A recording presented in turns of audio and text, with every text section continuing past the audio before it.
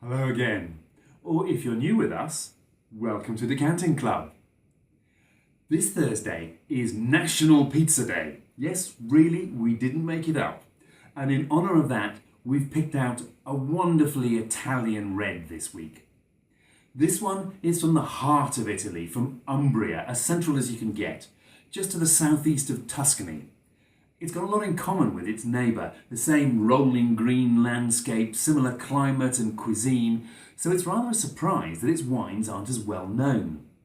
This one is a MontefalcoRosso from around the dramatic hilltop town of the same name, Montefalco, and it's by one of the 2 or 3 best producers in the region, Antonelli San Marco.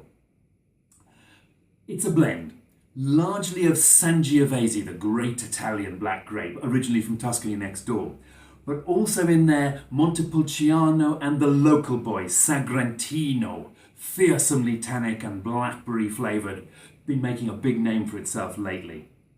This is a 2012, and it's lost any purple tinge it may have had in its youth, and is now this wonderfully vivid garnet colour. It's still quite deep.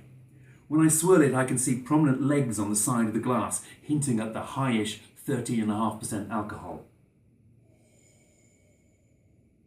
Now that smells really Italian. It leads off with cherries, red and black ones, with some black currant behind. It smells ripe but dry.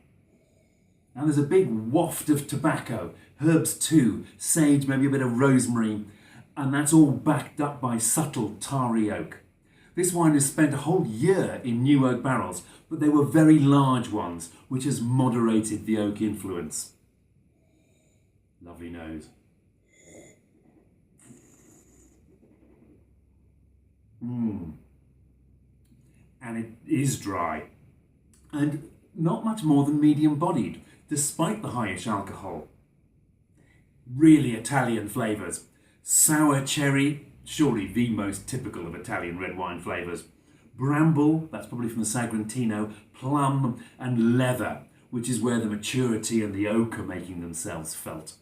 All this is framed by juicy, food-friendly acidity and chewy tannins. They're particularly noticeable on the finish, where there's a lovely note of bitter dark chocolate, and then you have the juicy acidity battling it out with those drying tannins, and eventually it finishes dry. This is not internationally styled in the slightest. I knew instantly I was tasting Italian, even without looking at the classically stylish label. The tobacco and herb nose, sour cherries on the palate, grippy tannins on the finish, and its clear focus on food. Wonderfully Italian and extremely reminiscent of a top Chianti Classico.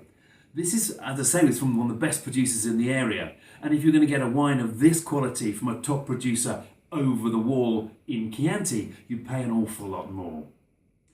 As a 2012, this has had just enough time to soften its rough edges and come together, integrating those component flavours and acquiring some of the complexity of maturity.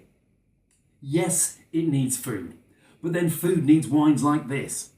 When I'm reaching for a red to go with something I've just cooked, as often as not, I'm going to pick out an Italian, and it's just this sort of wine that works brilliantly when the food is supposed to be the main event and not the wine. Buon appetito!